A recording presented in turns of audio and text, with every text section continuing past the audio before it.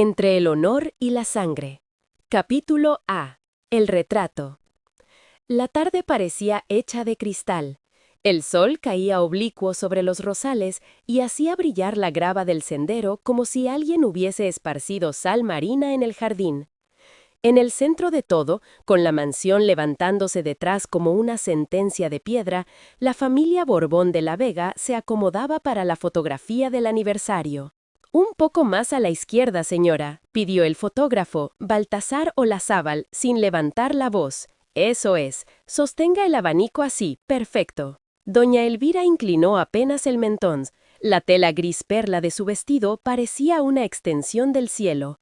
A su lado, don Ricardo, bastón en mano, gesto sobrio, la barba recién recortada, obedecía sin esfuerzo, como si nacer para dar órdenes incluyera, de vez en cuando, la disciplina de acatarlas. Más atrás, Álvaro Borbón de la Vega, el sobrino, sonreía con el aplomo de quien sabe que la vida le debe favores. Todo en ese cuadro desprendía orden, herencia, continuidad. «Respiren», anunció Baltasar, con una cortesía que escondía prisa. «Quiero que esto dure más que nosotros». El disparo de la cámara no fue un clic, sino un susurro grave, el resuello contenido de un mecanismo que bebía luz para destilar memoria. Un minuto de quietud, apenas un parpadeo reprimido. Al fondo, la fuente de piedra murmuraba agua. En la balaustrada, un cristal devolvió un destello mínimo. «Ya está», dijo Baltasar bajando el armatoste, «una toma más por seguridad». El mayordomo, Beltrán, apareció con su andar de sombra bien entrenada. «La señora desea que concluya pronto, don Baltasar. La cena no espera». El fotógrafo asintió, contuvo un comentario y volvió a girar el trípode. En el viso de la lente, el jardín se ordenó otra vez, como si el mundo aceptara su destino de ser retratado. Fue entonces cuando lo vio. No en persona, sino en la vibración leve de un movimiento que se coló por el margen derecho del encuadre al límite de los setos. Un muchacho delgado, ropa de faena, una azada al hombro, la cicatriz fina cortándole la ceja como un guión. No miraba el suelo, miraba la cámara, o a través de ella. «Detrás, por favor», indicó Baltasar alzando la mano. Beltrán giró la cabeza con disgusto. No vio nada. Nadie dijo nada. Los criados sabían cuándo existir y cuándo volverse aire. El muchacho prosiguió su marcha, sin alterar el compás del paso, y se perdió entre los cipreses que protegían la huerta del viento del norte. Baltasar parpadeó una vez, por pura superstición de oficio, y apretó de nuevo el obturador. «Ahora sí», murmuró, y sonrió con ese respeto silencioso que se le debe a la exactitud. En el salón principal, el murmullo de los invitados era una corriente tibia y constante. La orquesta ensayaba sin estridencias el estribillo de una marcha vieja que a nadie le molestaba. Los servidores iban y venían con bandejas de plata y cada copa de vino parecía una pequeña lámpara ambulante. Álvaro se inclinó hacia su tía. «Ha sido impecable», dijo, mirándola como se mira a un aliado y a un espejo. «El pueblo necesitará meses para dejar de hablar de esto». «Que hablen», respondió doña Elvira. «Lo importante es que miren lo que deben mirar». Don Ricardo observaba en silencio. La serenidad de su porte ocultaba un cansancio que solo sus manos traicionaban. Las venas morcadas, los nudillos tensos en el mango del bastón. Del otro lado del ventanal, los rosales temblaron con una ráfaga.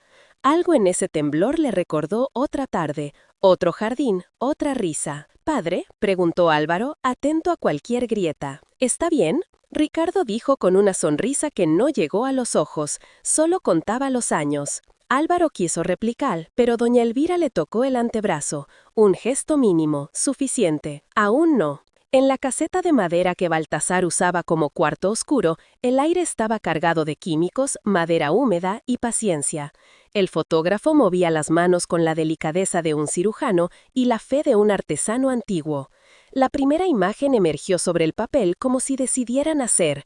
Los pliegues de la falda de Elvira, el brillo en el bastón de Ricardo, la sonrisa de Álvaro, la fuente, los rosales, la balaustrada y, en el borde, justo donde el ojo distraído no mira, el muchacho. Baltasar contuvo el aliento. Ahí estaba, más nítido de lo que esperaba, el rostro apenas girado, la cicatriz como una firma.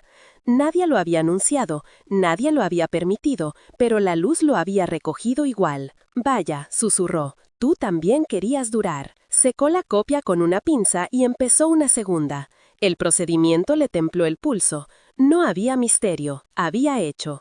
Y, sin embargo, algo en esa mirada, firme, casi obstinada, le dejó una inquietud limpia, útil, la clase de inquietud que obliga a mirar 2 veces. El muchacho limpiaba la azada en el pilón de la huerta. Se llamaba Ivo. Al menos eso respondía cuando le preguntaban. No tenía apellido que valiera más que la herramienta que usaba. No lo necesitaba para cavar, podar, arrastrar, levantar. Lo habían traído de niño, como tantos, decían. Como todos, corregía Beltrán cuando quería que se le memorizara la humildad. Se lavó la cara, agua fría, jabón áspero, silencio. La cicatriz reapareció limpia en el espejo de lata que colgaba torcido. Ivo pasó el pulgar por la línea blanquecina, por costumbre, como se repasa una palabra que no se entiende del todo, pero suena conocida. No te entretengas, ordenó la voz inapelable de Beltrán, sin mirar. Mañana toca al alba en la vaqueiza. Sí, señor. Beltrán dio 2 pasos y se detuvo. Y, mantén la cabeza baja cuando cruces el jardín. El jardín no es para ti. Sí, señor, repitió Ivo, con una calma que ya no era miedo, sino una especie de armadura. Cuando el mayordomo se fue, Ivo sacó del bolsillo una tuerca gastada. La había recogido días antes en el galpón de la fábrica, sin que nadie lo viera. Le gustaba el peso exacto, el frío honesto del metal. La hizo girar entre los dedos y sonrió con esa sonrisa pequeña que nadie le conocía. La noticia de la fotografía corrió rápido. La Voz del Norte, siempre dispuesta a adorar a los poderosos, pidió una copia para la edición del domingo. La familia Borbón de la Vega celebra su legado, escribirían. Nadie repararía en el fondo, nadie debía hacerlo. Pero Adelaida Robledo sí reparó. Tenía manos finas y espalda recta, como todas las mujeres que han cosido demasiadas horas sin pedir permiso. Había trabajado en la mansión hacía años, cuando la vida aún le debía explicaciones. Ahora vivía en el pueblo, en una habitación con balcón al mercado, y aceptaba arreglos modestos mientras le sobreviene el sueño. Vio la foto en el escaparate de la imprenta, entre anuncios de sombreros y de tónico para el cabello. No fue el centro lo que la detuvo, fue un borde, un fulgor tímido en la esquina inferior derecha. Acercó la cara al vidrio, ensayó el gesto de quien finge mirar otra cosa, y encontró lo que buscaba sin saber que lo buscaba, unos ojos, un corte blanco en la ceja, una terquedad que había visto antes en el espejo de otra mujer. Aurora, dijo, sin voz. Se apartó despacio, como si retirar el cuerpo pudiera sostener la palabra para que no se rompiera. La gente pasaba, el mercado chillaba su normalidad, el mundo seguía con su mala costumbre de continuar. Adelaida apoyó la mano en el marco de la puerta, pidió la copia al dueño del local, pagó con monedas contadas y se la llevó a la pensión como se lleva a un recién nacido. Apretada, temblando, con cuidado de no mancharla de vida. En la mesa, encendió la lámpara y desenrolló el papel. La luz rasgó sombras en las arrugas del pliegue. Ahí estaba él, apenas una sombra con intención, un paso que quiso ser discreto y no lo fue. La cicatriz brilló lo justo para confirmarle que no estaba delirando. «Si estás ahí, yo también», susurró, y se quedó mirándolo hasta que el cansancio le pasó por encima sin conseguir dormirla. La mañana siguiente, el jardín amaneció con esa claridad implacable que tienen los días en que algo va a cambiar. Doña Elvira revisaba la lista de invitados de la próxima cacería, Álvaro calculaba ventas con una precisión que olía a ascenso, y don Ricardo, con la vista perdida en la parcela más alta, repasaba de memoria un mapa que nadie más conocía, el de las decisiones que no tomó. «Padre», insistió Álvaro, con la carpeta abierta, «si cerramos el trato con los de la costa, el nombre crecerá. Es cuestión de empujar. El nombre pesa por lo que sostiene», dijo Ricardo, sin apartar la vista. «No por lo que se empuja». Álvaro sonrió, como quien acepta la ocurrencia de un anciano. «Entonces sostendremos», dijo. «Usted descanse». Ricardo lo miró con una ternura rara, como si se excusara por un presente que no sabía deshacer. Algo en el joven mozo del otro día, el de la asada, el de la mirada, se le había quedado alojado donde las palabras no alcanzan. Y detestaba eso, las dudas que no traen cuentas, los recuerdos que no se dejan guardar. Beltrán, llamó. Cuando el fotógrafo traiga la primera copia, la quiero en mi despacho. Sí, señor. El mayordomo bajó el rostro y se fue, rápido, con el paso de quien entiende que una orden es, a veces, una forma de abrir una puerta que llevaba años cerrada. Baltasar llegó antes del mediodía, con la caja de madera y el respeto a flor de piel. En el despacho olía a papel viejo y cuero, a tabaco que se promete y no se enciende. Don Ricardo abrió la caja como quien abre una carta que no espera buenas noticias.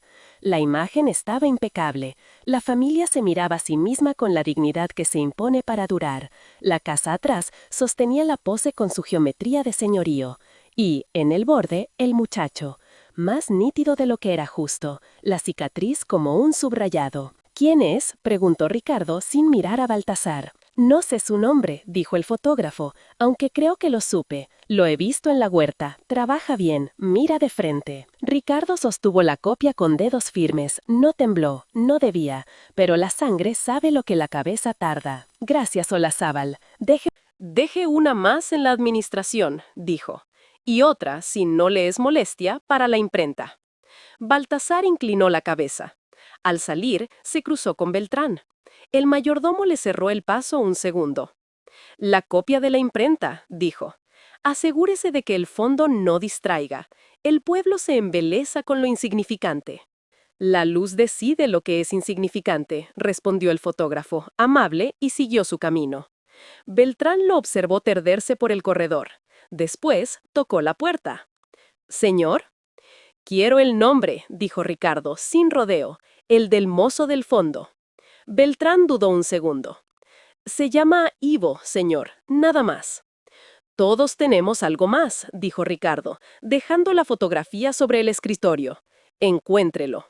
Beltrán asintió. Cerró la puerta con cuidado, como si no quisiera que el mundo oyera lo que estaba a punto de ponerse en marcha. En la huerta, Ivo ajustaba el riego con una destreza que no había aprendido de nadie. Intuía. Donde otros veían agua y barro, él veía presión, pendiente, tiempos. La camisa se le pegaba a la espalda, la tuerca volvía a girar entre sus dedos en cada pausa. Le llegó el rumor antes que la orden. El amo había pedido su nombre. No era la primera vez que un señor pedía un nombre para recordar a quién dar gracias o a quién culpar. Ivo guardó la tuerca en el bolsillo, se enjuagó las manos y levantó la mirada hacia la casa. Por un instante, la mansión dejó de parecerle un muro y se volvió una puerta que algún día podría abrirse. «Jehová Dios», dijo sin ceremonia, sin rito, «dame calma». Y volvió al trabajo, sin saber que, en una mesa de madera, a 3 estancias de allí, su rostro acababa de ocupar por primera vez el centro de una conversación que llevaba 20 años evitándolo. La tarde siguió su curso como si nada. Los criados recogieron las copas, el viento secó la fuente, el sol rodó hacia el oeste con su calma de siempre. El mundo parecía intacto. Solo la fotografía, un rectángulo de papel que sabía demasiado, había cambiado de lugar, y con ella el destino de todos. Capítulo 2.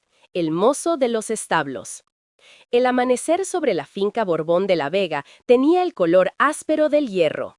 El rocío se aferraba a la hierba como si temiera el sol, y el aire olía a estiércol, cuero y pan recién hecho. Desde las cuadras, el resuello de los caballos marcaba el ritmo de la vida que despertaba antes que los señores. Ivo ya estaba en pie. Había aprendido que dormir de más era un lujo reservado para los que no necesitaban justificar su existencia. Se calzó las botas húmedas, se ató la camisa al cuello y cruzó el patio con paso rápido, cuidando de no hacer ruido. En la pared del establo colgaba su mundo. Una azada, un cepillo y un clavo torcido del que pendía un gorro viejo. «Llegas tarde», gruñó una voz tras él. Era Beltrán, el mayordomo, con la chaqueta cerrada hasta el último botón y el rostro ya afilado por el deber. «El reloj del campanario se ha adelantado», respondió Ivo sin levantar la vista. «¿Me corriges, mozo?» Beltrán alzó una ceja, con esa mezcla de amenaza y tedio que reservaba para los humildes que sabían hablar. Ivo se encogió de hombros. «Solo digo que el sol aún no lo confirma, señor».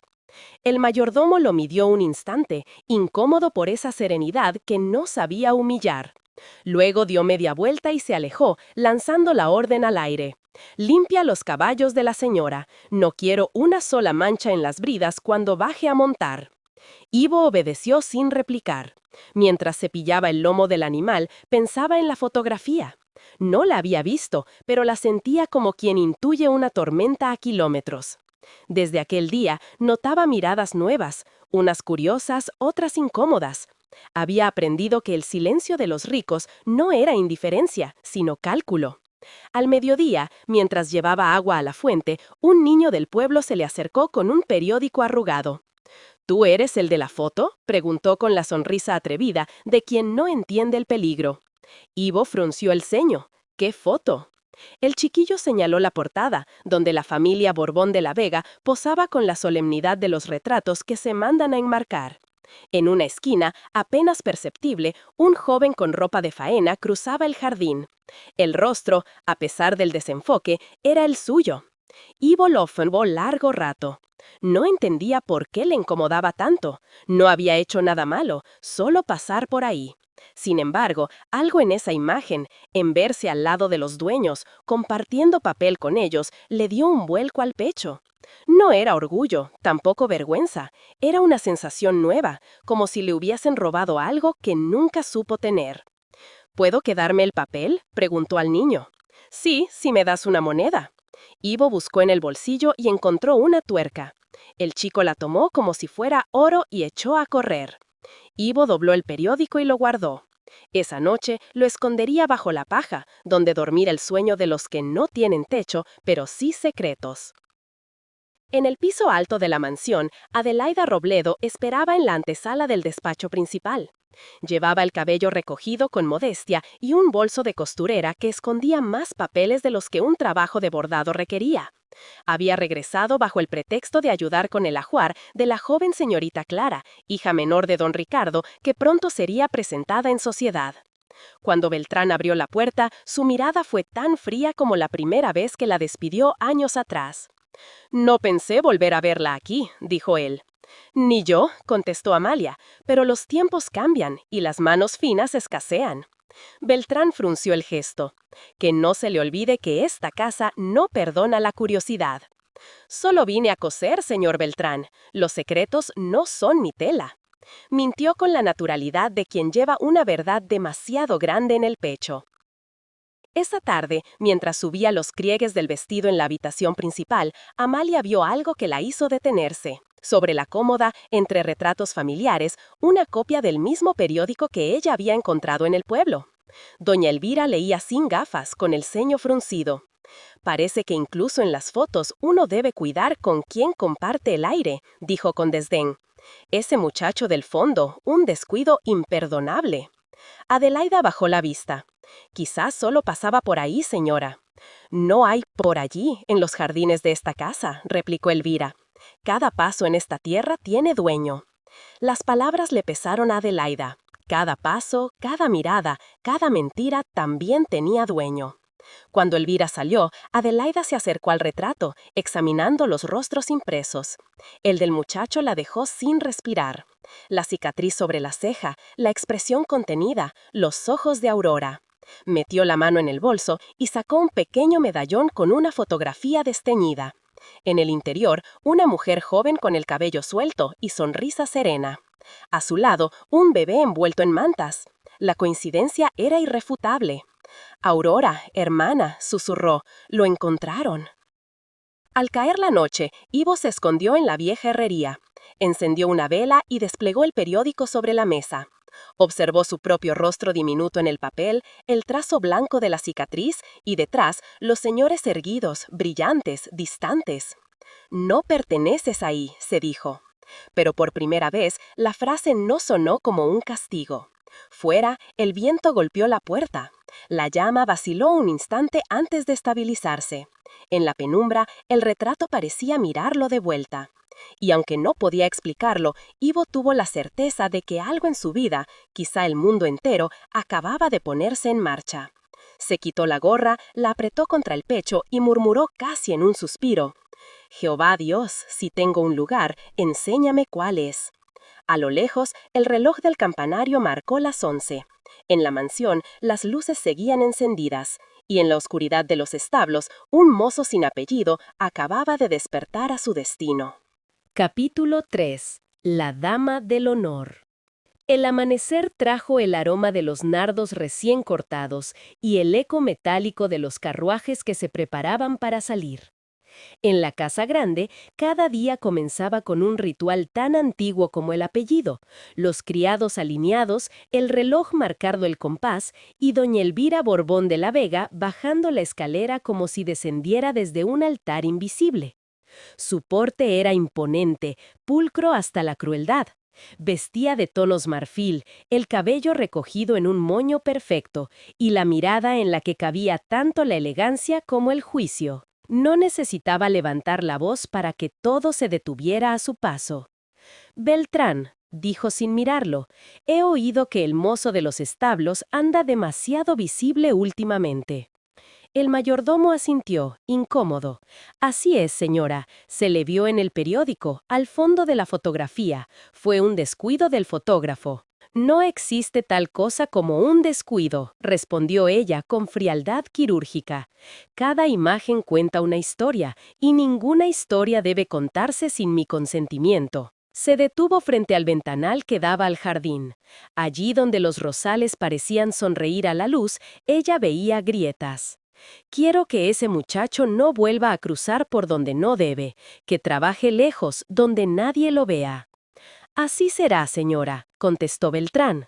Doña Elvira giró y su mirada se posó en Amalia, que había entrado con un vestido a medio coser entre las manos. «Usted es la costurera nueva», dijo. «Sí, señora», respondió Amalia, inclinando la cabeza. «Su nombre me resulta familiar. ¿Ha trabajado antes aquí?» «Hace muchos años, cuando aún vivía la señorita Aurora», respondió ella con voz controlada, evitando mirar directamente a la dama. Un silencio se extendió como un hilo tenso. Elvira se acercó despacio. «Aurora, sí, la recuerdo. Tenía talento con las telas, aunque poca prudencia con las palabras». Adelaida sintió el golpe disfrazado de frase. Apretó los labios, dispuesta a soportarlo. «¿Y qué la trae de vuelta?», preguntó Elvira, con esa suavidad que en su boca siempre sonaba a advertencia. «El trabajo, señora, la necesidad». «La necesidad», repitió Elvira, saboreando la palabra. «Bien, recuerde esto, señora Robledo. En esta casa, la curiosidad es un lujo reservado para los muertos». Adelaida hizo una leve reverencia. «Lo tendré presente». Cuando la dama se alejó, el aire pareció recuperar su temperatura natural. Beltrán cerró la puerta y murmuró: «Tenga cuidado, Amalia. Doña Elvira no perdona las segundas apariciones». «Tampoco las primeras», respondió ella, y siguió cosiendo. Esa tarde, Adelaida fue enviada al ala vieja de la mansión, donde guardaban los vestidos antiguos de las generaciones pasadas.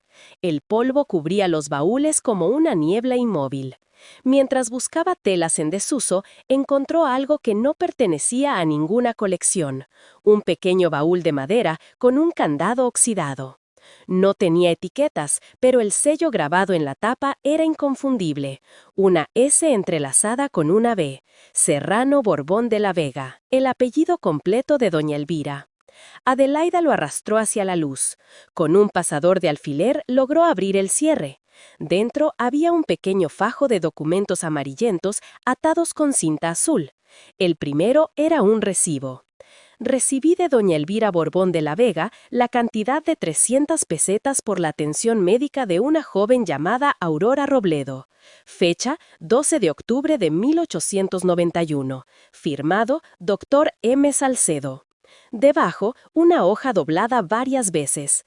Adelaida la desplegó con manos temblorosas. La criatura nació sana, varón. Se dejó constancia del lunar sobre el párpado y una pequeña marca en la ceja derecha. La madre se encuentra débil pero fuera de peligro. Adelaida retrocedió un paso. Sintió que el aire se le escapaba, como si las paredes hubieran oído su pensamiento. Jehová Dios, susurró, apretando el papel contra el pecho. El corazón le golpeaba con fuerza. No había duda, el niño que Aurora dio a luz había sobrevivido, y ahora vivía entre ellos, tratado como un sirviente, caminando bajo el mismo techo que los traidores de su madre. Guardó los documentos dentro del bolso y volvió a cerrar el baúl. En ese instante, la puerta del almacén chirrió. «¿Quién anda ahí?», preguntó Beltrán, asomando el rostro. Adelaida respiró hondo y con una naturalidad ensayada levantó una caja de encajes. «Solo buscaba tela, señora, la que pidió la señora». Beltrán la observó unos segundos de más. «La curiosidad la va a meter en problemas». «Lo sé», respondió ella, con una calma que no sentía. «Pero coser sin mirar bien también deja malos remates». El mayordomo cerró la puerta sin convencerse. Esa noche, doña Elvira cenó sola. Frente a ella, la vajilla de plata reflejaba las luces del candelabro. Mantuvo la compostura mientras el cuchillo cortaba el filete con precisión casi matemática. «Beltrán», dijo, sin levantar la vista, «mañana el mozo de los establos irá a trabajar al molino viejo. Que no vuelva a acercarse a la casa». «¿Por qué tanta dureza, señora?», se atrevió a preguntar el mayordomo. «Porque hay sombras que no deben mezclarse con la luz, y en esta casa la luz somos nosotros». «Como ordene, señora». Cuando él salió, doña Elvira dejó el cuchillo y apoyó las manos sobre el mantel. Su mirada se perdió en el vacío. No temía los secretos, pero detestaba las coincidencias. ¿Y ese muchacho? ¿Esa cicatriz? Sacó un retrato antiguo de la cómoda, un hombre joven y una muchacha sonriente. En el reverso, escrito con tinta desteñido: «Para mi querida Aurora, con todo mi amor, Ricardo». Elvira lo miró con una mezcla de furia y tristeza. Lo había hecho por el honor, se repitió, por el apellido, por el linaje, por la sangre que no debía mezclarse con la tierra. «Por el bien de todos», susurró, aunque la frase sonó hueca. Apagó las luces y se quedó a oscuras, con el retrato entre los dedos. En los establos, Ivo se acomodó sobre la paja, mirando el techo de madera que crujía con el viento. No sabía que al amanecer lo enviarían lejos, ni que su nombre acababa de pronunciarse entre las paredes donde se decidían los destinos. Solo pensaba en la foto, en la mirada de aquel fotógrafo que parecía haberlo visto de verdad. «Todos tenemos algo más», había dicho el amo, según los rumores de los sirvientes. Ivo cerró los ojos. No sabía quién era, pero empezaba a sentir que la respuesta lo estaba buscando a él. Y en la mansión Borbón de la Vega, el silencio se acomodó otra vez en los pasillos, como un invitado que nadie se atrevía a echar. Capítulo 4. Las cartas de Aurora. La lluvia cayó desde el amanecer con una constancia triste, golpeando los cristales de la mansión como si quisiera borrar el escudo tallado en piedra sobre la puerta principal. Los caminos se volvieron barro y el sonido de los carruajes desapareció. Solo el reloj de la torre continuaba marcando su propio pulso, indiferente al resto del mundo. Adelaida Robledo se había levantado antes que nadie, no por costumbre, sino porque el sueño ya no era descanso, sino una serie de preguntas sin respuesta. Los papeles que había encontrado en el baúl la habían mantenido en vela, repitiéndose una y otra vez las mismas palabras. La criatura nació sana, varón, con una marca en la ceja. Cada sílaba era una puerta abierta hacia un pasado que juró no volver a tocar. Sabía que si doña Elvira descubría lo que había hallado, su regreso a la casa no duraría ni un día. Pero el miedo no era suficiente para detenerla. El taller de costura estaba vacío, salvo por el murmullo constante de la lluvia. Adelaida aprovechó el silencio para extender sobre la mesa el fajo de documentos. Los alisó con la palma de la mano como quien acaricia un rostro que lleva demasiado tiempo sin ver. Entre ellos encontró algo más, un sobre amarillento, sellado con cera partida. En el reverso, el nombre de su hermana, Aurora Robledo, escrito con letra firme y masculina. Lo abrió con cuidado. «Mi amada Aurora, si supieras el peso que llevo en el pecho desde que mi familia descubrió nuestra unión. He hecho lo que debía para protegerte. No permitiré que te falte nada. En el notario Robledo queda constancia de que, si algo me ocurriera, nuestro hijo tendrá lo que le corresponde. Perdóname por la distancia, es el precio del apellido. Te amo más allá de la prudencia y del escándalo. Ricardo. Adelaida se llevó la carta al pecho. La tinta, aunque desvaída, aún parecía fresca, como si el amor de su hermana siguiera vivo en esas líneas. Don Ricardo Borbón de la Vega, el patriarca, había escrito aquello. No un capataz, ni un amante furtivo, el dueño de todo. El corazón de Adelaida latía con furia. No era una aventura como se había dicho por años, fue un matrimonio civil, discreto, sí, pero real. Y el niño que Aurora trajo al mundo, el niño que todos creyeron muerto, no era un bastardo, era el heredero legítimo de la fortuna Borbón de la Vega. Un golpe en la puerta la sobresaltó. ¿Puedo pasar?, preguntó una voz grave. Era don Ricardo. Adelaida escondió las cartas en el dobladillo de una falda y se incorporó de inmediato. Por supuesto, señor. Ricardo entró despacio, como si la habitación misma le pesara. Sus ojos, grises y cansados, se detuvieron un instante en la ventana. ¿Cuánto hace que volvió a trabajar aquí?, preguntó sin mirarla. Una semana, señor. Recuerdo su apellido, Robledo. ¿Usted era...? A Aurora, interrumpió Adelaida sin poder contenerlo. El silencio que siguió fue tan espeso como la lluvia tras el vidrio. Ricardo bajó la vista y por un instante la rigidez se le quebró en la voz. Aurora era una mujer buena, tenía luz. Y se la apagaron, respondió Adelaida, con suavidad pero con un filo que no pasó desapercibido. El patriarca la miró de frente. ¿Qué quiere decir? Nada, señor, solo que hay luces que algunos prefieren no recordar. Ricardo suspiró y se sentó. Elvira nunca entendió, comenzó a decir, pero se detuvo. Luego, como si se rindiera ante su propio pensamiento, añadió: si yo hubiera tenido más valor, las cosas habrían sido distintas. Adelaida sintió un temblor en la garganta. Por un segundo creyó que él sabía, pero no, no del todo. Aún puede tenerlo, señor, dijo con calma. A veces la verdad llega a tiempo para los que no se resignan. Él la miró como si acababa de oír un eco del pasado. ¿Por qué habla así? Porque el silencio también se hereda, contestó Adelaida. Don Ricardo no respondió. Se levantó con lentitud y antes de salir dejó una frase flotando en el aire. Guarde bien sus hilos, señora Robledo. Algunos hilos pueden tirar de más de lo que imagina. Cuando se fue, Adelaida se dejó caer sobre la silla. Tenía miedo, sí, pero también una certeza creciente. Don Ricardo no era el enemigo, sino otro prisionero del mismo secreto. Esa noche, mientras el viento golpeaba los postigos, Ivo fue despertado por Beltrán. Arriba, desde mañana trabajarás en el molino viejo, ordenó. ¿Y por qué?, preguntó, todavía aturdido.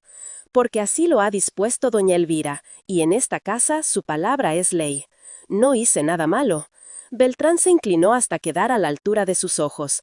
A veces basta con existir para incomodar, muchacho. Ivo apretó los puños pero no respondió. Cuando el mayordomo se alejó, se sentó en la paja y miró el pedazo de cielo que se filtraba por las rendijas del techo. Basta con existir para incomodar. No lo sabía, pero esas palabras eran el eco de toda una generación. A la mañana siguiente, cuando los primeros rayos de sol se abrieron paso entre las nubes, Adelaida fue al molino con la excusa de entregar telas. Llevaba bajo el brazo una carpeta forrada en lino. Dentro, las cartas. Ivo la vio llegar y se secó el sudor con el antebrazo. ¿Viene por orden de la señora?, preguntó. No, respondió ella. Vengo por mí. Le tendió el sobre. Guárdelo. No lo abra aún, pero cuando sienta que todo se derrumbe, léalo. Allí está su verdad. Ivo la miró sin entender. ¿Por qué hace esto? Porque alguien debe hacerlo. Adelaida se marchó sin volver la vista. Ivo, confundido, metió el sobre en su chaqueta. No sabía que en sus manos llevaba el primer hilo de un nombre que cambiaría todo. Y en la mansión, mientras doña Elvira supervisaba el desayuno y hablaba de protocolo con voz de hielo, una verdad dormida comenzaba a despertar. El río cercano arrastró la lluvia del día anterior con un murmullo constante, como si la tierra misma empezara a contar lo que los hombres habían callado demasiado tiempo. Capítulo 5. La marca. El molino viejo estaba a media legua de la mansión, entre álamos torcidos y el cauce del río que giraba lento como un pensamiento. Allí enviaban a los que sobraban, jornaleros enfermos, mozos castigados o aquellos que, como Ivo, resultaban demasiado visibles. El aire olía a humedad y harina rancia. Las paredes estaban manchadas de moho y el techo tenía un hueco por donde se filtraba la luz como una herida. A Ivo no le importó. El trabajo lo mantenía en pie y el silencio le resultaba menos hostil que las miradas en la casa grande. Ese día llegó un mensajero del señor Ricardo Borbón de la Vega con una orden. Uno de los telares se había roto y debían arreglarlo de inmediato. Ivo tomó sus herramientas, ató la cuerda a la mula y emprendió el camino de regreso a la fábrica principal. El sol de la tarde caía sobre los tejados de teja roja cuando Ivo cruzó los portones de hierro. Los obreros lo saludaban con respeto discreto. Sabían que el muchacho tenía manos de ingeniero, aunque nadie se lo hubiera enseñado. Dentro del galpón, el ruido de las máquinas era ensordecedor. Ivo se arrodilló junto al telar roto y comenzó a revisar los engranajes. Mientras trabajaba, sintió una presencia detrás de él. Al girar, vio al propio don Ricardo, apoyado en su bastón, observándolo con atención. «¿Cómo te llamas, muchacho?», preguntó el patriarca. «Ivo, señor, Ivo Robledo». «¿Robledo?», repitió Ricardo, con una nota de sorpresa. «Ese apellido me resulta familiar». «Mi madre fue costurera, murió cuando yo era pequeño», respondió él sin levantar la vista del mecanismo. El señor asintió lentamente. «¿Dónde aprendiste a reparar máquinas?». «Iba con el herrero del pueblo. A veces las cosas rotas me hablan», dijo con una sonrisa tímida. «Si uno escucha bien, siempre dicen lo que les duele». Don Ricardo soltó una breve risa, la primera en mucho tiempo. «Eres listo». El muchacho siguió trabajando. Cuando se agachó para recoger una pieza, el cabello se le deslizó sobre la frente. El señor se quedó inmóvil. Allí, bajo la luz del ventanal, se veía una fina cicatriz sobre la ceja derecha. La misma, exacta. Ricardo se acercó un paso. «¿Esa marca? ¿Cómo te la hiciste?». «No lo recuerdo, señor. Dicen que nací con ella». El silencio que siguió fue denso, casi sagrado. Don Ricardo desvió la mirada, tratando de ocultar la conmoción. «¿Tu madre dijo cómo se llamaba?». «Aurora, señor, Aurora Robledo». El patriarca apoyó la mano en el bastón con fuerza. Sintió que el tiempo se partía en dos, antes y después de esa frase. «Vive Dios», susurró, sin darse cuenta de que lo decía en voz alta. Esa noche, Ricardo no cenó con la familia. Permaneció en su despacho con la lámpara encendida y la carta que había recibido años atrás de doña Elvira, cuando ella le anunció la muerte del hijo ilegítimo. El papel temblaba entre sus manos. El niño no sobrevivió. Era lo mejor para todos. Ahora sabía que no era verdad. Se levantó, abrió el cajón del escritorio y sacó un sobre sellado, su testamento cerrado que había guardado para el notario Robledo. Lo miró largo rato. En el interior estaba su última voluntad, que su fortuna pasara al hijo nacido de su verdadero matrimonio con Aurora Robledo. El corazón le golpeó el pecho con fuerza. Sabía que si esa verdad salía a la luz, Elvira lo destruiría todo para salvar el apellido. Pero ya no podía callar. La sangre exigía justicia. Se acercó a la ventana. En el jardín, las luces del salón iluminaban a doña Elvira y a su sobrino Álvaro, riendo entre copas. Ricardo los observó en silencio. Por primera vez, no vio familia, vio usurpadores. Mientras tanto, en el molino, Ivo extendió el sobre que Adelaida le había entregado. Había prometido no abrirlo, pero la curiosidad venció al temor. Rasgó el papel con cuidado. Dentro encontró 3 cartas y una hoja suelta con el sello de un notario. Leyó las palabras con los labios entreabiertos. «Mi amada Aurora, nuestro hijo tendrá lo que le corresponde». Su respiración se aceleró. El mundo giró a su alrededor. El sobre se le cayó de las manos. Aurora, su madre. Ricardo Borbón de la Vega, su padre. Se levantó de golpe, sintiendo el peso de una verdad que lo quemaba por dentro. Salió al aire frío y levantó la vista hacia la mansión, visible a lo lejos sobre la colina. «¿Por qué me ocultaste, Dios mío?», murmuró. «¿Por qué tanto silencio?». El viento le devolvió su propio eco y con él una certeza. No podía huir, no podía fingir que no lo sabía. Desde esa noche, Ivo Robledo dejó de existir, y en su lugar nació Ivo Borbón de la Vega Robledo, aunque nadie más lo supiera todavía. En la casa grande, doña Elvira abrió la puerta del despacho de Ricardo sin anunciarse. «¿Puedo saber por qué no asistió a la cena?», preguntó con voz seca. «No tengo apetito». Elvira lo observó con esa mezcla de cariño y control que usaba como máscara. «Le noto extraño, hermano. ¿Ha pasado algo?». Ricardo levantó la mirada. «Sí, he recordado cosas que preferí olvidar». «No es momento de remordimientos», dijo ella con dureza. «Nuestra familia necesita estabilidad, no fantasmas del pasado». «No son fantasmas», replicó él, «son hechos». Elvira lo miró con un destello de alarma. «¿A qué hecho se refiere?». «A los que escriben la historia verdadera de esta casa», respondió y le dio la espalda. Ella apretó los labios. Por primera vez en muchos años no supo qué decir. Cuando salió del despacho, el corazón le latía con fuerza. Sabía que algo se movía bajo la superficie y que no podría detenerlo para siempre. Aquella noche, mientras las luces de la mansión se apagaban una a una, Adelaida rezó en silencio desde su cuarto de servicio. «Jehová Dios, que la verdad se abra paso, aunque duela, y si es tu voluntad, que este hijo encuentre su nombre». En el molino, Ivo no murmuró. Miró su cicatriz reflejada en el agua del cubo, y por primera vez la vio como una firma, no como una herida. El destino, pensó, tenía su propia manera de escribir, y el suyo recién empezaba a leerse. Capítulo 6. El complot.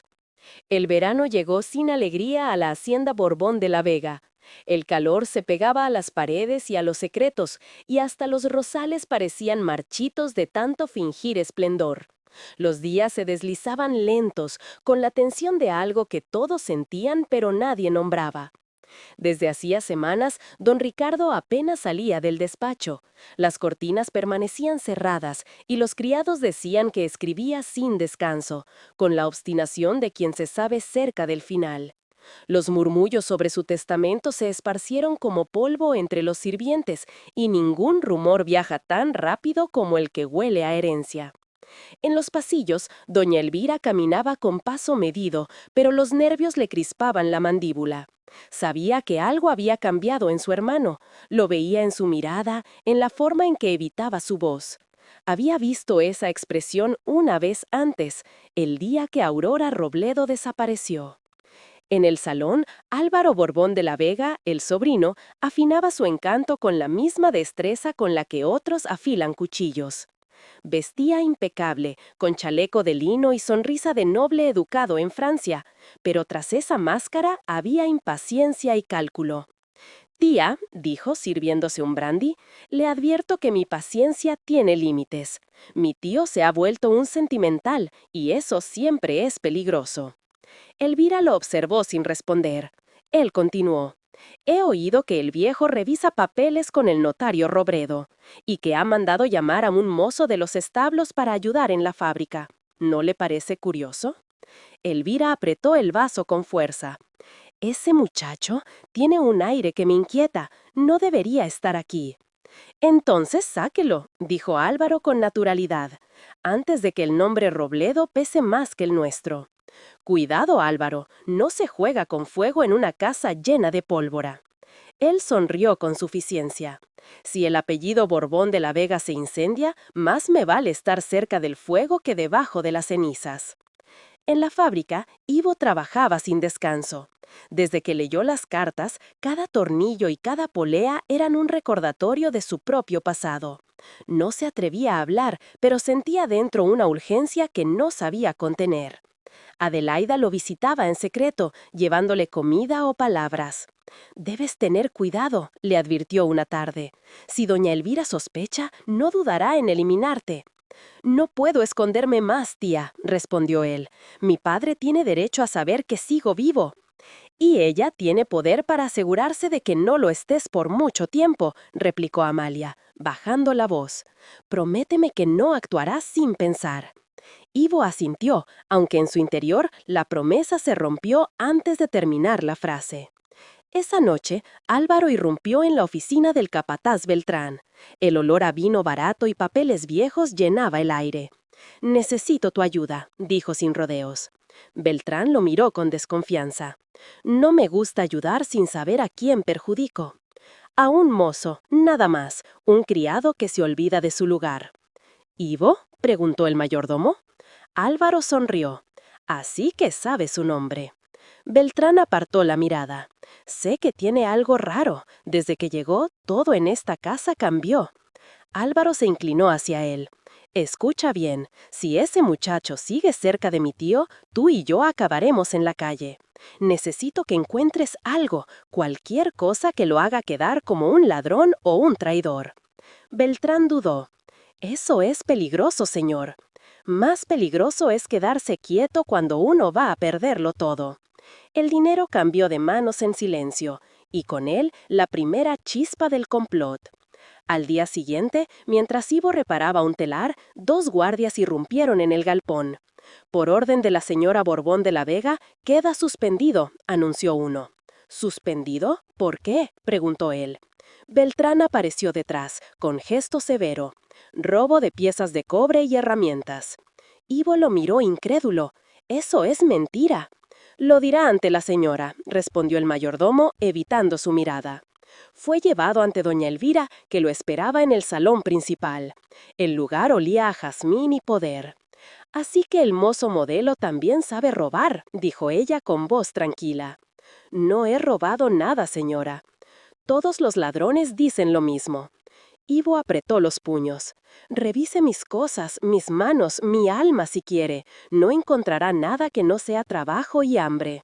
Elvira lo observó con detenimiento.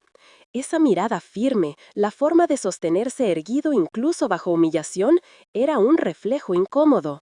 «Despedido», dijo al fin. «No quiero volver a verlo en mis tierras». Cuando Adelaida supo lo ocurrido, corrió a buscar a don Ricardo. Lo encontró pálido, con la respiración agitada, sentado entre papeles y sobres sin abrir.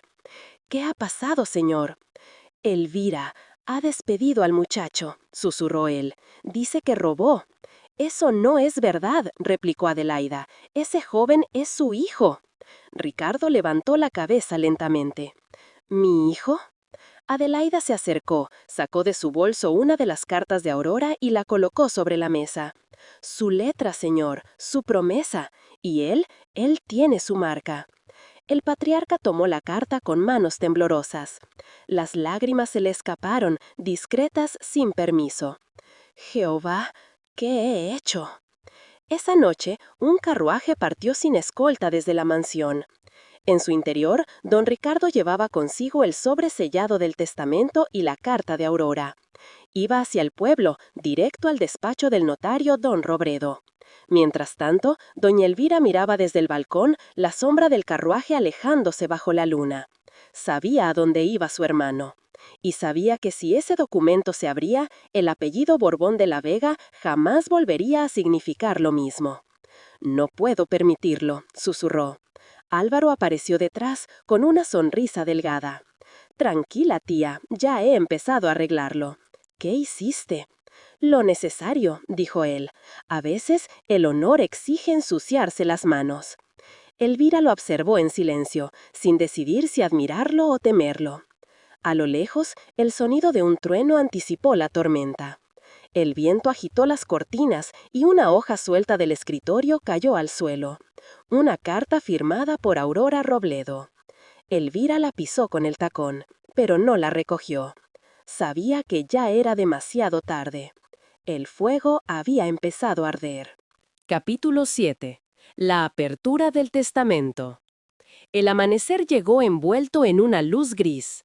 Los criados, acostumbrados a los silencios de la mansión, notaron enseguida que aquel día tenía un peso distinto. En el despacho de la planta alta, don Ricardo Borbón de la Vega esperaba al notario don Robredo, con las manos apoyadas en el bastón y la mirada fija en el retrato de su difunto padre. El fuego de la chimenea chisporroteaba débilmente, incapaz de calentar la culpa que lo acompañaba. Demasiados años viviendo de apariencias, murmuró. Demasiados silencios vendidos por honor. Golpearon la puerta.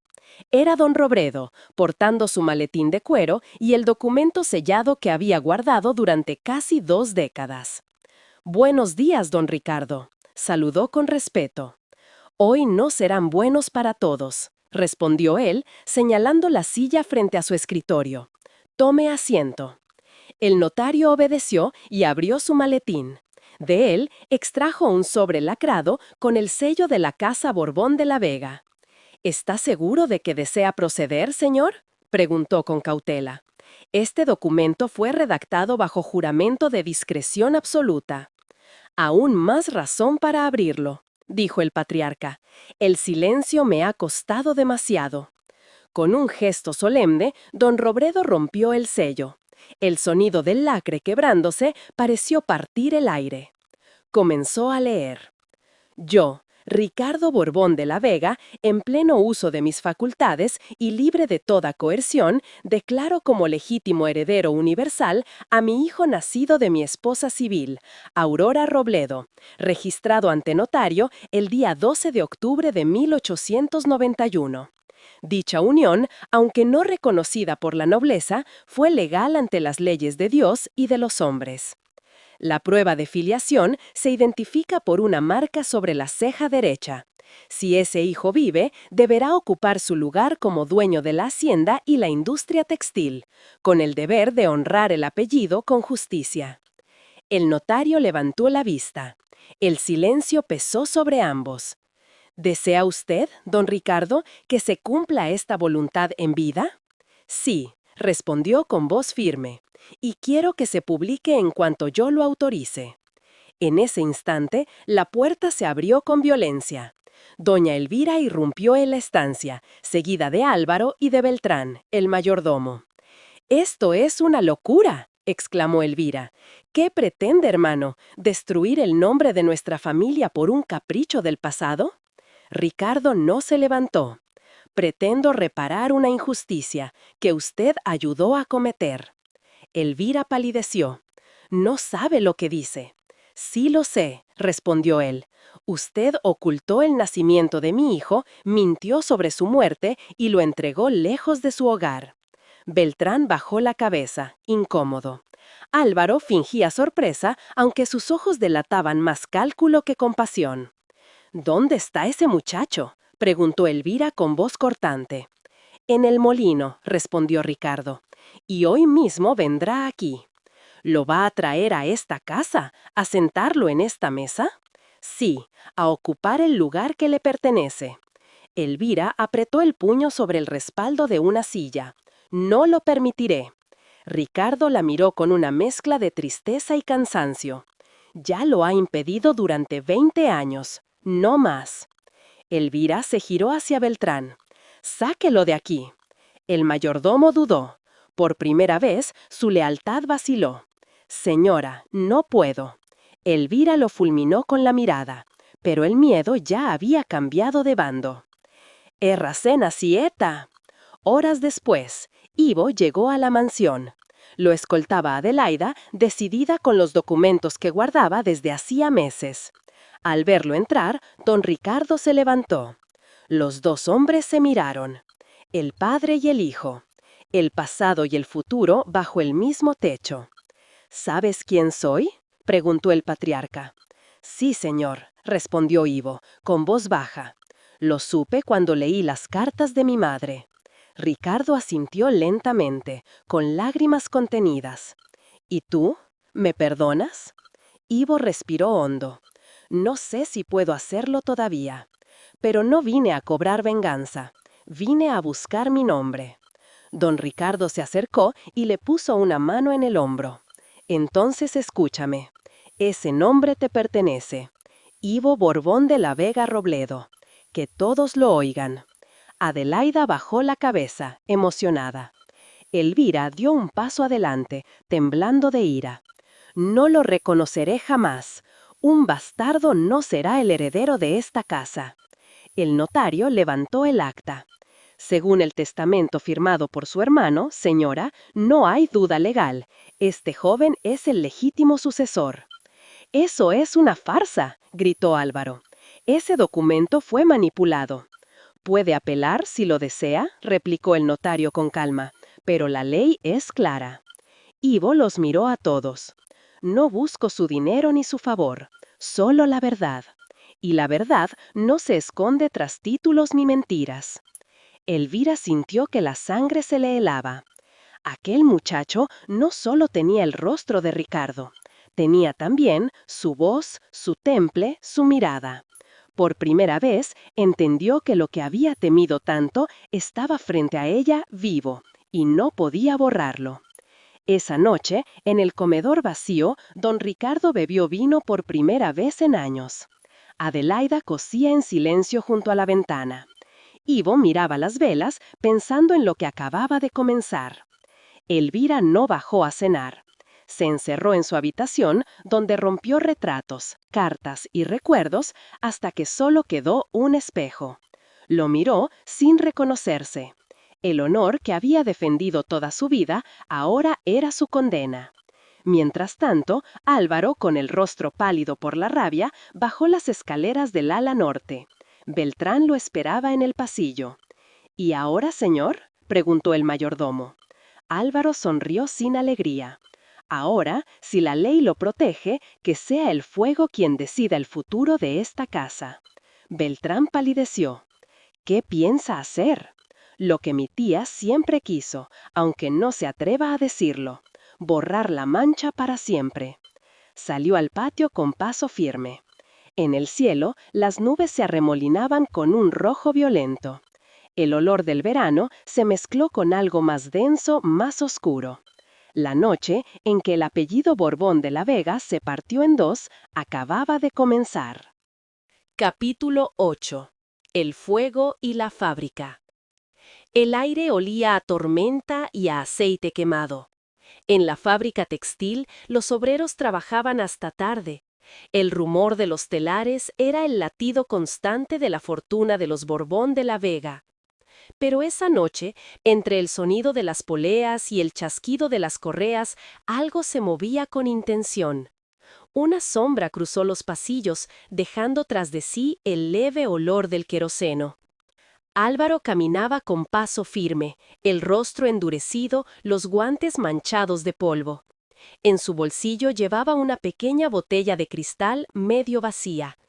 «Una chispa basta», se dijo, repitiendo las palabras de su tía, aunque Elvira nunca las había pronunciado en voz alta. Pasó junto a los sacos de algodón y detuvo la lámpara que llevaba en la mano. La llama titiló, débil, como si dudara. Álvaro cerró los ojos. En su mente resonaban las palabras del notario. «El legítimo heredero es el hijo de Aurora Robledo».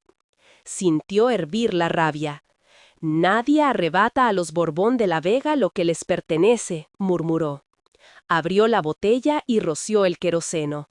La llama se curvó hacia el suelo y el fuego se expandió con rapidez, como si hubiera estado esperando esa orden. A esa misma hora, Ivo regresaba del molino con Amalia. El cielo, teñido de cobre, presagiaba tormenta. Desde la colina vieron el resplandor alzarse sobre la fábrica como una aurora infernal. «¡El taller!», gritó Ivo, echando a correr. Adelaida trató de detenerlo, pero ya era tarde. El joven bajó la cuesta a toda velocidad mientras las llamas comenzaban a devorar los muros. Los obreros corrían en todas direcciones, algunos cargando cubos de agua, otros tratando de sacar los rollos de tela. El calor era insoportable. «Saquen a los niños del almacén», ordenó Ivo con voz firme. Sin pensarlo, se internó en la fábrica. Dentro, el humo hacía ardir los ojos. Escuchó un llanto y siguió el sonido hasta una esquina. Dos pequeños aprendices estaban atrapados bajo una viga caída. Ivo se lanzó hacia ellos. El techo crujió como un animal herido. Logró liberar a los niños y los empujó hacia la salida justo cuando una explosión lo arrojó contra la pared.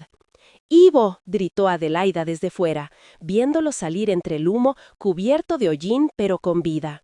Detrás de él, el tejado cedió por completo. Al amanecer, solo quedaban los cimientos. La fábrica, orgullo de los Borbón de la Vega, había ardido hasta los cimientos. El fuego había consumido más que ladrillos, había devorado una historia entera. Los obreros, agotados, observaban en silencio. Entre ellos, don Ricardo, apoyado en su bastón, miraba el desastre con los ojos húmedos. ¿Cómo comenzó?, preguntó. Beltrán bajó la cabeza. Dicen que fue un accidente, señor. Ricardo lo miró fijamente. Los accidentes no eligen el día exacto en que todo cambia. A pocos metros, Álvaro mantenía las manos vendadas y fingía preocupación. Pero cuando creyó que nadie lo miraba, su sonrisa lo traicionó. Ivo, con las ropas chamuscadas, se acercó a don Ricardo. Los obreros estaban a salvo. Nadie murió. El patriarca lo miró con orgullo silencioso. Has hecho más por esta familia en una noche que muchos en toda una vida. Doña Elvira, que hasta entonces no había hablado, se acercó lentamente. Su rostro estaba pálido, casi de mármol. ¿Qué intentas insinuar, Ricardo? ¿Que él merece lo que hemos construido durante generaciones? No, respondió él. Digo que lo ha defendido con su vida, mientras otros solo saben destruir. Elvira lo fulminó con la mirada, pero no replicó. En el fondo, una voz, la que había aprendido a callar durante años, le decía que Ricardo tenía razón. Horas más tarde, el juez local llegó con el notario Robledo. El informe inicial hablaba de fuego provocado. El queroseno encontrado entre las ruinas no dejaba dudas. Cuando los guardias inspeccionaron los alrededores, hallaron los guantes de Álvaro, empapados del mismo combustible. Don Ricardo los miró sin sorpresa. Sabía que el apellido no se mancha con sangre ajena, sino con la propia. Álvaro intentó justificarse. Fue un accidente, yo solo trataba de salvar lo que pude. Pero sus palabras se ahogaron entre las miradas incrédulas. Doña Elvira lo miró fijamente.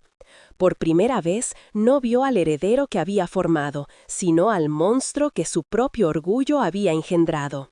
«Vete», le dijo, con voz quebrada, «antes de que la justicia lo haga por mí». Álvaro retrocedió, con el rostro descansado, y desapareció sin mirar atrás. Cuando cayó la tarde, el fuego ya era un recuerdo. Ivo y Adelaida se sentaron junto a don Ricardo frente a lo que quedaba de la fábrica. El silencio se llenó del canto de los grillos y del humo aún tibio que se elevaba al cielo. «¿Por qué no me dijo la verdad antes?», preguntó Ivo. El patriarca bajó la cabeza. «Porque temí que el apellido te pesara más que la vida misma. Pero ahora sé que no eres el reflejo de mi culpa, sino la esperanza de lo que aún puede ser justo». Ivo lo miró con respeto. «Si la herencia es mía, quiero usarla bien, no para vivir de lo que otros trabajan, sino para que nadie más tenga que callar por su nombre». Ricardo sonrió, débil, pero con paz en sus ojos. «Así debe ser, hijo, así se honra la sangre, no con títulos, sino con verdad». Esa noche, mientras el viento agitaba las ramas, Adelaida se arrodilló en el suelo y miró hacia el cielo despejado. «Jehová Dios», susurró, «gracias por no dejar que el fuego apague la justicia». En la distancia, el horizonte ardía todavía, con los últimos reflejos del incendio. Pero en la mansión, una nueva llama, la de la verdad, había empezado a brillar. Y esta vez nadie podría apagarla. Capítulo 9. La caída del apellido. El verano se marchitaba con un viento seco que arrastraba el olor a ceniza.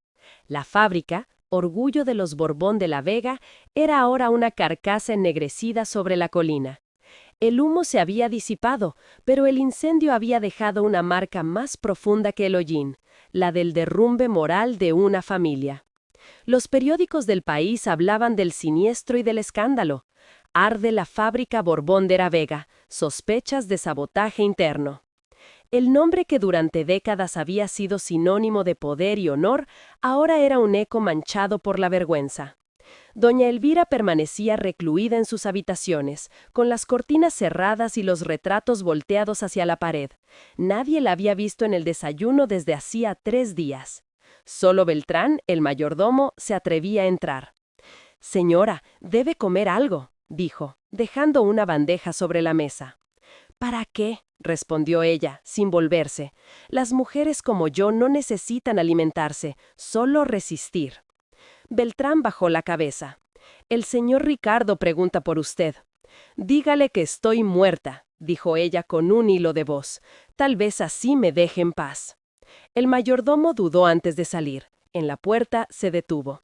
«Señora, si me permite una palabra». «Habla».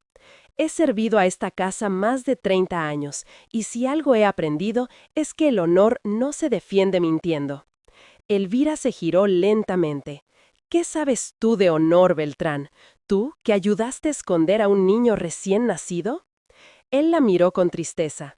«Hice lo que me mandaron, pero usted lo decidió». Por un instante, Elvira pareció quebrarse. «Creí que lo hacía por el bien de todos», susurró, «por preservar el nombre». «Y lo único que preservó fue la vergüenza», respondió el mayordomo antes de salir, dejando tras de sí el eco de una verdad que ya no podía borrarse. En el ala contraria, don Ricardo reposaba en su sillón, demacrado, pero con los ojos encendidos por una calma nueva. A su lado, Ivo leía los informes de los peritos. El fuego había sido provocado y las pruebas apuntaban directamente a Álvaro. «¿Sabes lo que esto significa, hijo?», preguntó el patriarca. «Que el apellido Borbón de la Vega ya no es un escudo», respondió Ivo con serenidad. «Es una deuda». Ricardo asintió. «Y tú eres quien debe pagarla, no con dinero, sino con justicia». «Lo haré, padre, pero a mi manera». El anciano sonrió con orgullo. «Así debe ser. Los tiempos cambian y solo sobreviven los que entienden que el honor no se hereda, se construye». Los días siguientes trajeron una oleada de transformaciones. Ivo reunió a los trabajadores de la fábrica en los patios de la hacienda. El sol caía sobre los rostros cansados, pero había esperanza en sus miradas. «El fuego destruyó nuestras máquinas, no nuestra dignidad», dijo Ivo con voz firme. «Esta casa será reconstruida, pero no para unos pocos. De hoy en adelante, los hijos de los obreros podrán aprender el oficio y el trabajo será justo». Un murmullo recorrió la multitud. Algunos lloraron, otros aplaudieron con las manos ásperas.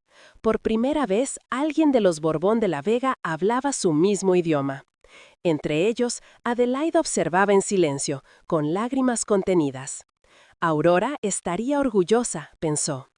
Mientras tanto, en una taberna del puerto, Álvaro bebía su tercer vaso de vino. El uniforme que alguna vez le dio respeto ahora era solo una prenda sucia. Miraba el reflejo de su rostro en el vidrio y apenas se reconocía. Un comerciante lo observó desde la barra. «Dicen que el nuevo señor Borbón de la Vega es un obrero», comentó. Álvaro apretó la copa. «No es más que un bastardo con suerte». «Tal vez», respondió el hombre, «pero los suyos lo llaman justo, y eso vale más que un título». El joven estrelló la copa contra la mesa. «Nadie reemplaza a un Borbón de la Vega». Pero en su interior sabía que el apellido ya no le pertenecía, ni a él, ni a su tía, ni siquiera a su linaje. El honor, el verdadero, había cambiado de dueño. En la mansión, doña Elvira pidió ver a su hermano. Ricardo la recibió en el despacho, más débil pero con los ojos limpios. «He venido a pedirte perdón», dijo ella, con voz ronca. «No por lo que hice, sino por haber creído que estaba bien hacerlo». «El perdón no cambia lo ocurrido, Elvira», respondió Ricardo, «pero puede salvar lo que queda de nosotros». Ella asintió, en silencio. «¿Y él?», preguntó. «Ivo está en la fábrica, organizando la reconstrucción. Ha decidido quedarse». Elvira miró por la ventana. «¿Y tú crees que puede cargar con este apellido?». Ricardo sonrió apenas. «No necesita hacerlo, lo transformará».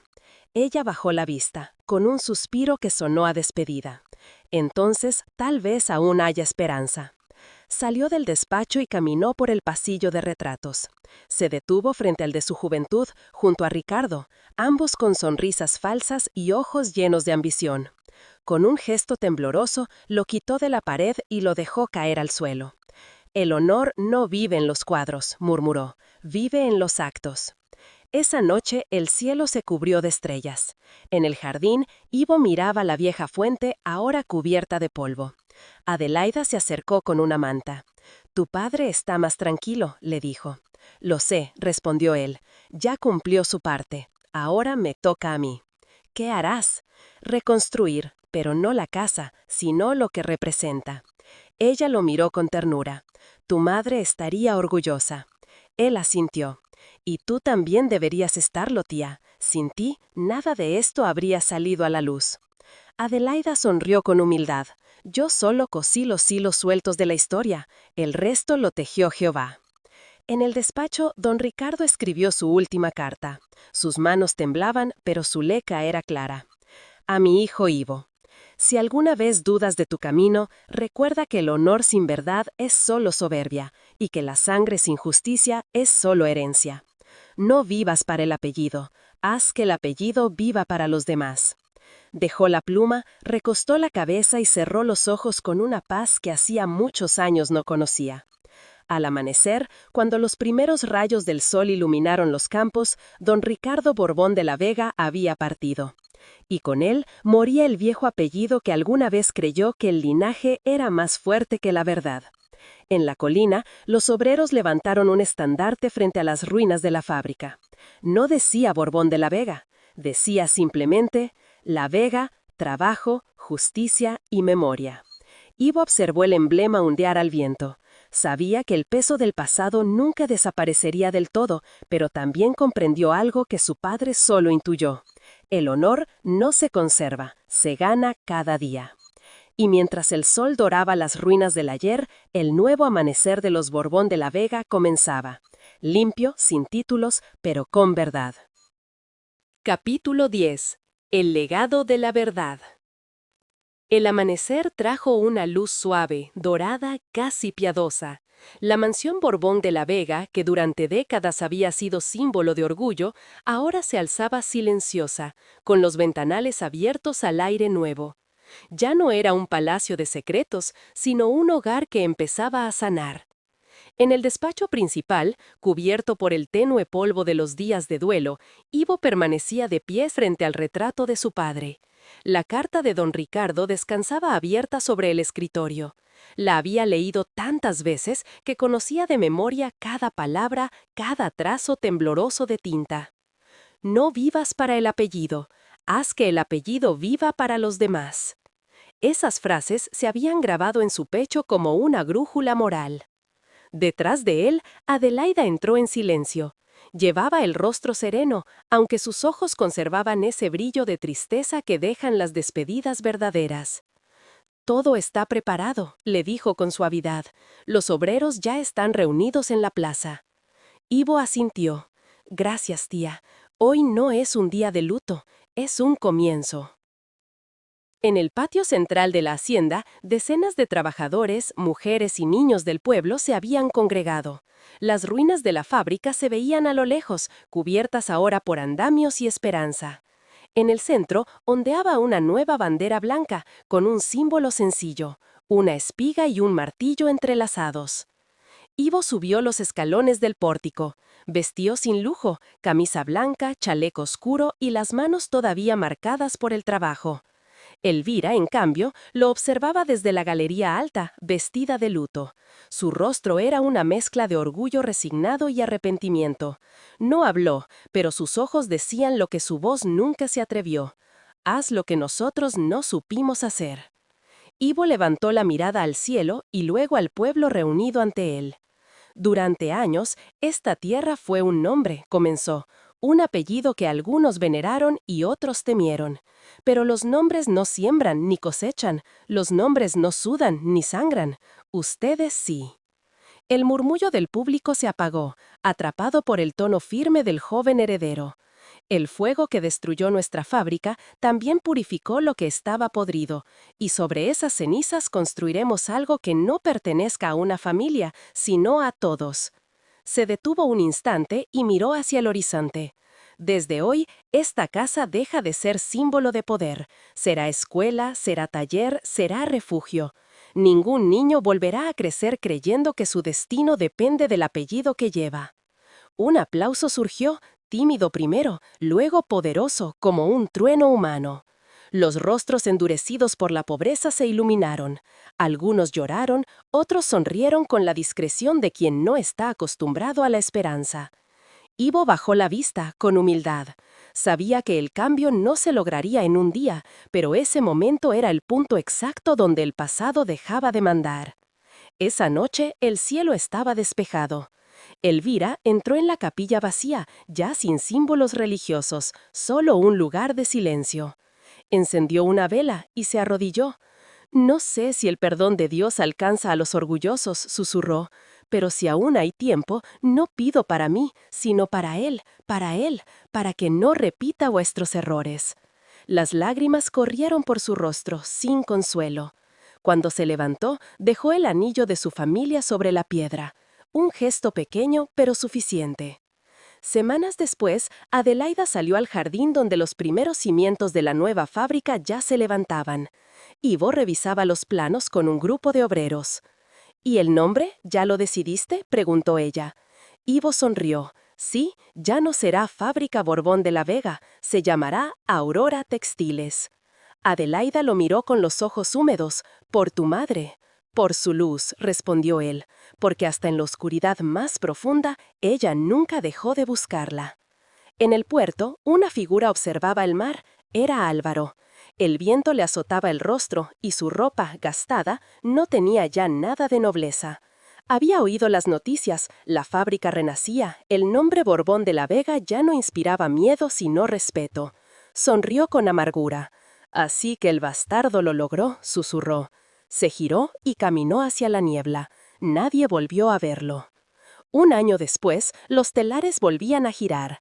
En las paredes de la nueva fábrica, una placa de bronce decía: «En memoria de quienes callaron la verdad y en honor de quien la hizo hablar, Aurora Textiles 1906». Ivo miró el letrero con emoción contenida. A su lado, Adelaida y Elvira lo acompañaban en silencio. Elvira, envejecida, apoyó una mano en el brazo del joven. «Tu padre estaría orgulloso». «Lo sé», respondió Ivo, mirando al cielo, pero lo que más quería era que no repitiera sus errores. Adelaida añadió con voz suave: «Y no lo hiciste, convertiste la vergüenza en justicia». Al caer la tarde, Ivo se alejó del bullicio y se sentó en la colina, justo donde su madre solía cantar, según le había contado Adelaida. Sacó la carta de su padre, ya amarillenta por el uso, y la leyó por última vez. Luego la guardó en el bolsillo interior de su chaqueta y respiró profundamente. «Jehová Dios», dijo, mirando el horizonte encendido, «gracias por permitirme cerrar este ciclo con verdad». El viento sopló suave, moviendo el trigo recién sembrado a los pies de la colina. A lo lejos, los obreros cantaban mientras trabajaban, y el sonido de los nuevos telares parecía acompasar el pulso de una España que despertaba entre ruinas y esperanza. El apellido Borbón de la Vega no había desaparecido, había renacido, pero esta vez no como un símbolo de privilegio, sino de redención. Y mientras el sol se escondía, Ivo comprendió que su mayor herencia no era la fortuna ni el nombre, sino la libertad de vivir con la verdad. Fin. Entre honor y sangre. Esta obra es fruto de la imaginación del autor. Los nombres, personajes, empresas, lugares, hechos e incidentes son producto de la ficción o se usan de forma ficticia.